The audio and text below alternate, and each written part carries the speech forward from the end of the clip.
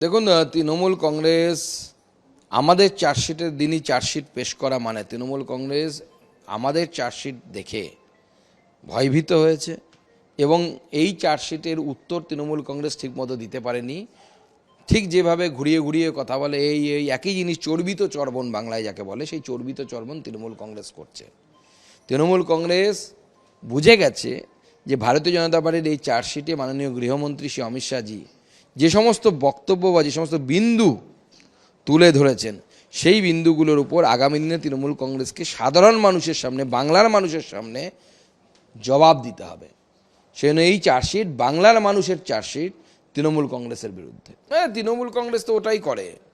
তৃণমূল কংগ্রেস যখনই কোনো ঘটনা বলতে গেলে মণিপুরে চলে যাবে, কখনো অমুক জায়গায় চলে যাবে, তখন তমুক জায়গায় চলে যাবে। প্রশ্ন হচ্ছে, মণিপুর, হাতরাস বা অন্যান্য যে ঘটনাগুলো বলছে, তৃণমূলের কি ওখানে কোনো স্টেক আছে? বুথ সভাপতি আছে একজন। আরে বাবা, তুমি পশ্চিমবঙ্গে আছো, তুমি পশ্চিমবঙ্গের বিষয় নিয়ে কথা বলো।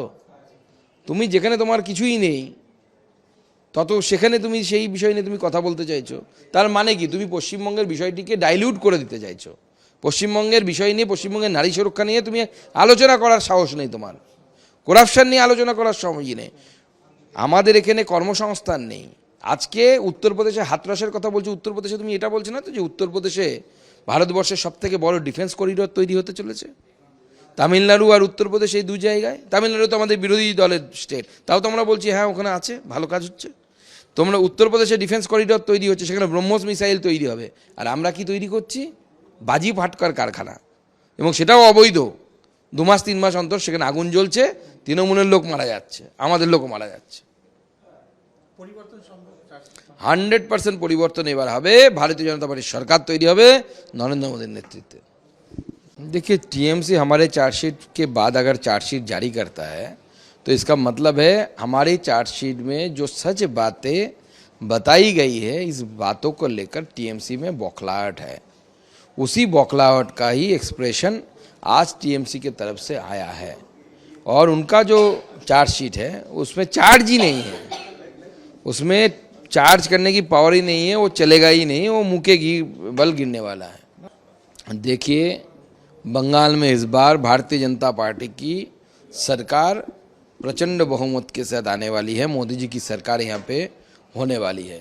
टीएमसी रिजल्ट के बाद, यहाँ पे पराजित होने के बाद पार्टी ही नहीं रहेगी उनकी। एक ऐसी पार्टी है जिसका ना आइडियोलॉजी है ना कुछ है, तो इसलिए टीएमसी नाम की कोई पार्टी आगे रहने वाली नहीं है। और अमित शाह जी सिर्फ आएंगे नहीं, शपथ में आएंगे, प्रधानमंत्री जी के साथ आएंगे, और शपथ होगा पश्चिम बंगाल के नए मुख्यमंत्री का, भाजपा के मुख्यमंत्री का। देखिए, इलेक्शन कमीशन को तो इसकी संज्ञान तो लेनी ही चाहिए, और बहुत कड़ाई से लेनी चाहिए, क्योंकि ममता बनर्जी की इसी तरीके की भड़काऊ बयान के बाद ही पिछली बार यानी 2021 की असेंबली इलेक्शन में शीतलकुची की घटना घटी थी।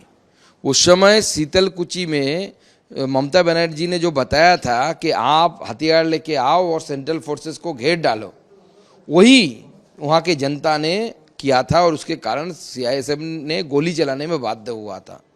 और इसीलिए मुझे लगता है कि इलेक्शन कमीशन को ममता बनर्जी की इस तरीके की बयानबाजी को रोकना चाहिए, नहीं तो फिर से एक बार ममता बनर्जी के कहने पर कुछ लोग ऐसे एक्टिविटीज़ कर सकते हैं जिससे इस तरीके की भड़काऊ स्थिति तैयार हो सकती है। देखिए, इस बार इलेक्शन कमीशन ने अपनी मोर्चा संभालते हुए बंगाल के बहुत सारे अफसरों को, लगभग 70 अफसरों को तबादला कर दिया।